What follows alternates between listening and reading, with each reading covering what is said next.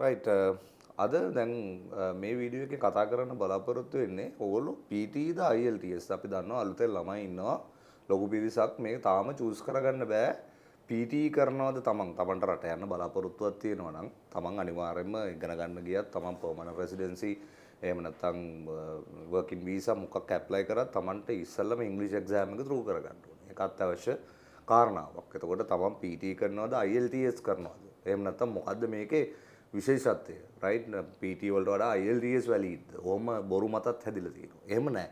මේකෙන් මොකද්ද හරියට චූස් කරගන්න ඕනේ කියන නොලෙජ් එක ඔයගලන්ට දෙන්න තමයි අද මේ වීඩියෝ එක කරන්නේ. ඒතර මේකේ PT කලාද IELTS කලාද කියන එක කිසිම ලෝකෙ කිසිම ගවර්න්මන්ට් එකකට ගැටලුවක් නැහැ. හැම එකකටම ඔයගලන්ට IELTS වලින් 6 බෑන්ඩ් ඉල්ලලා තියෙනවා නම් PT වලින් ඕනේ ලකුණු 50යි. මේ දෙකම එක හා සමානවම රෙකග්නිෂන් එක තියෙනවා. තුග IELTS කරා කියලා විශේෂයෙන් ඕගලන්ට විශේෂ ප්‍රිවිලේජ් එකක් හම්බ වෙන්නේ නැහැ. තමන්ගේ සිලෙක්ෂන් එක තමයි තමන්ට වඩා පහසු මොකද්ද? තමන් මොකද්ද කරන්නේ කියන එක තමන් සිලෙක්ට් කරගන්න ඕනේ. තමන්ට ඕනේ මෙතන තියෙන රික්වයර්මන්ට් එකක් නේ. තමන්ට ඕනේ කොහොම හරි කරලා මේ ස්කෝර් එක ඉල්ලලා තියෙන්නේ ලකුණු 6ද ලකුණු 7 4ක්ද 8ක්ද 80s බෑන්ඩ් ස්කෝර් එකක්ද? ඒතකොට PT වලින් තීරණය වෙනවා ඒක ලකුණු 50ක්ද ඕනේ ලකුණු 65ක්ද ඕනේ ලකුණු 79ක්ද ඕනේ කියලා ලකුණු 90න් රයිට්. එතකොට මේකේ මේ ලකුණු ප්‍රමාණය ගන්න තමන් ගාව තියෙන ඉංග්‍රීසි නොලෙජ් එක කොච්චරද ඒක මත තමයි මේ කාරණා තීරණය වෙන්නේ. මොකද PT කියලා කියන්නේ සරල භාෂාවෙන් ඕගලන්ට තේරුම් කරලා දුන්නොත් IELTS වලට වඩා අහසට පොළොව වෙනස් හරිම පහසු එක්සෑම් එකක්. හරිම ලේසි. ඒ කියන්නේ සරලම භාෂාවෙන් ඕගලන්ට තේරෙන්න කිව්වොත් ඕගලන්ට 10 වසරේ grade 10 level එකේ ඉංග්‍රීසි දැනුමක් තියෙනවා නම් හොඳටම ප්‍රමාණවත් PT වල 94ක් ගන්න. ඒ කියන්නේ 8 each band score එකට score වෙන එක අපි දන්න dream එකක් IELTS වල score කරනවා කියන එක. මොකද කිසිම consistency එකක් නැහැ score කරන mechanism එකේ. මොකද මිනිසුගේ human involvement එකක් human involvement part එකක් තියෙන නිසා. නමුත් PT වල කිසිම තැනක human involvement එකක් නැහැ. තමන් exam එකට register වෙන්න තැන ඉඳලා තමන්ගේ අවසාන score report එක තමන්ගේ අතට එනකම්ම තමන්ට 100%ක් මේක computerized exam එකක්. දැන් මේ computerized කිව්වහම සමහර අය computer literacy එක එහෙම නැත්නම් පරිගණක භාවිතය ටිකක් අඩු කට්ටිය බය වෙනවා මට typing speed එකක් නැහැ. කම්පියුටර් එක පාවිච්චි කරන්න එච්චර දන්නේ නැහැ. විශේෂයෙන් typing speed එක එසේ එහෙම ලියන්න ගියාම සමහර spoken test සමහර written test ලියන්න ගියාම ගැටලුවක් වෙයිද? නැහැ. කිසිම ගැටලුවක් නැහැ. PT exam එක කියලා කියන්නේ 100%ක්. තමන්ගේ component speaking, reading, writing, listening හතරම කරන්නේ කම්පියුටර් එකකට. ඒතකොට බය වෙන්න දෙයක් නැහැ. IELTS වල මිනිස්සෙක් ඉස්සරහට ගිහලා ස්පීකින් ටික කරනවා, රයිටින් පේපර් එක ලිව්වහම තමන්ගේ අකුරු වල ඉඳලා සියලු දේ මිනිස්සෙක් බලන්නේ. මේක එහෙම දේවල් නැහැ. මේක සම්පූර්ණයෙන් ඔයා කම්පියුටර් එකට කරන්නේ, කම්පියුටර් එකෙන් එවලුවේට් කරන්නේ, කම්පියුටර් එකෙන් ස්කෝර් රිපෝට් එක දෙන්නේ. කිසිම තැනක මිනිස්සෙක් එන්ගේජ් වෙන්නේ නැති නිසා හරි සරලව මේක පාස් වෙන්න පුළුවන්. මේකේ තියෙන විශේෂත්වය තමයි ස්පීකින් ඇන්ඩ් රයිටින් තමයි ඔයගොල්ලෝ ස්ට්‍රගල්ම කරන කම්පොනන්ට්ස් දෙක ගත්තොත් මේ IELTS exam එකේ. නමුත් PT වල ඔයගොල්ලන්ට ලේසියෙන්ම පාස් වෙන්න පුළුවන්. 92ක් හරිම පහසුවෙන් ගන්න පුළුවන් කම්පොනන්ට්ස් දෙක තමයි ස්පීකින් ඇන්ඩ් රයිටින්.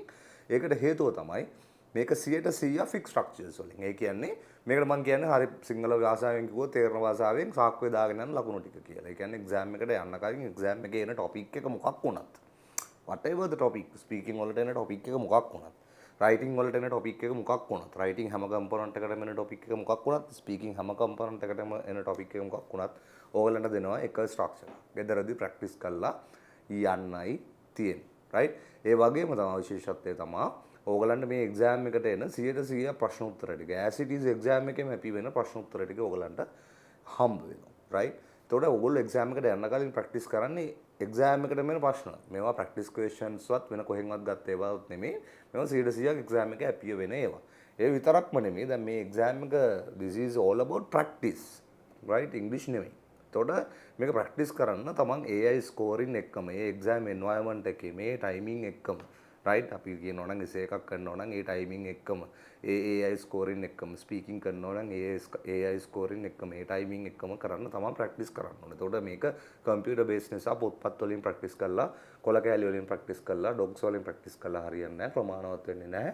ඔයාලා ප්‍රැක්ටිස් කරන්න AI platform එකක් තියෙනවා. ඒකට අපි මේ බෑග්ග්‍රවුන්ඩ් එකේ පේන විදිහට ptlabs.ai ප්ලට්ෆෝර්ම් එක රිලීස් කරලා තියෙනවා එක්සෑම් ටයිමින් එක්කම ඒ කන්ඩිෂන් එක්කම ඒ එන්වයරන්මන්ට් එකේම එක්සෑම් එකට වෙන 100% රියල් එක්සෑම් ක්වෙස්චන්ස් ටික ඔයගොල්ලන්ට ප්‍රැක්ටිස් කරන්න පුළුවන්. ඒතර ඔයගොල්ලෝ අපි දෙන ෆික්ස් ස්ට්‍රක්චර්ස් තමයි ඇප්ලයි කරන්නේ. කළා 94ක් ඔයගොල්ලන්ට තමන් ගන්න යනවාද කියන එක තමන්ට මොක් එක්සෑම්ස් ඔක්කොම කළා මේ ප්ලට්ෆෝර්ම් එක ඇතුළේ ප්‍රැක්ටිස් කරගන්න පුළුවන්කමක් තියෙනවා. එතකොට PTද IELTSද කියන choice එක ඇතුලේ තමන් ස්ට්‍රගල්ම කරන පාර්ට්ස් දෙක වෙන ස්පීකින් ඇන්ඩ් රයිටිං දෙක අපිට ෆික්ස් ස්ට්‍රක්චර්ස් වලින්ම ඒක අර මං කියන වගේ සාක්කුවේ දාගෙන ලකුණු ටිකක් වෙලා තියෙන නිසා PT තමයි ඇත්තටම අපි චූස් කරගන්න ඕන වෙලා තියෙන්නේ රයිට්. ඒතර මේකේ මොකද හරිම ලේසියෙන් ඔයගලන්ට අචීව් කරගන්න පුළුවන්. මේක තව දුරටත් ඔයගලන්ට ඉන් ඩීටේල් කතා කරනවා. ස්කෝරින් මෙකනිසම් එක, ඇයි ටයිපිංగ్ ස්පීඩ් එක ඩසන්ට් මැටර් කියන්නේ කොහොමද රියල් එක්සෑම් ක්වෙස්චන්ස් අපේ අතට එන්නේ, මේ ප්ලැට්ෆෝම් වල තියෙන ඔප්ෂන්ස් මොනවද, ප්ලැට්ෆෝම්ස් ගණනාවක් PT Labs වලින් ඉන්ට්‍රොඩියුස් කරලා තියෙනවා. ඒ ප්ලැට්ෆෝම්ස් මොනවද, ක්ලාසස් කොහොමද යන්නේ, මේවා එන්ගේජ් වෙන්නේ කොහොමද, විශේෂයෙන් අපි අන්ලිමිටඩ් ක්ලාසස් ඔයගලන්ට ප්‍රොවයිඩ් කරනවා. එතකොට ක්ලාස් සිස්ටම් එක ඇතුලේ තමන්ට බුකින් සිස්ටම්ස් හම්බ වෙනවා. ඒවා ඇතුලේ කොහොමද වැඩ කරන්නේ, තමන්ගේ විදියට තමයි තමන් ක්ලාසස් හදාගන්නේ. ඒ කියන්නේ මොකද්ද? රයිට්. ඒ කියන්නේ අපිට ඕනවට අපි කියන වෙලාවට හවස 5ට ඉරිදා ක්ලාස් තියෙනවා කුවට ඒ වෙලාවට එන්නේ නැහැ. තමන්ගේ ක්ලාස් ෂෙඩියුල් එක තමන් හදාගන්නේ තමන්ට ඕන විදියට. ඒතර ඒ වගේ හරිම ප්‍රැක්ටිකල් සිස්ටම් එකක් අපි හදලා තියෙන්නේ. මේක ඇතුලේ කොහොමද වැඩ කරන්න කියන හැම කාරණාවම ඉන් ඩීටේල් කතා කරන්න. මම කිව්වා වගේ සිංගල් ස්ට්‍රක්චර්ස් වලින් ස්පීකින් ඇන්ඩ් රයිටිං කරන්නේ කොහොමද, රියල් එක්සෑම් ක්වෙස්චන්ස් කොහොමද එන්නේ, ප්ලැට්ෆෝම්ස් මොනවාද, ඔය කියන සියලු කාරණා ඔයගලන්ට තියෙන ප්‍රශ්න.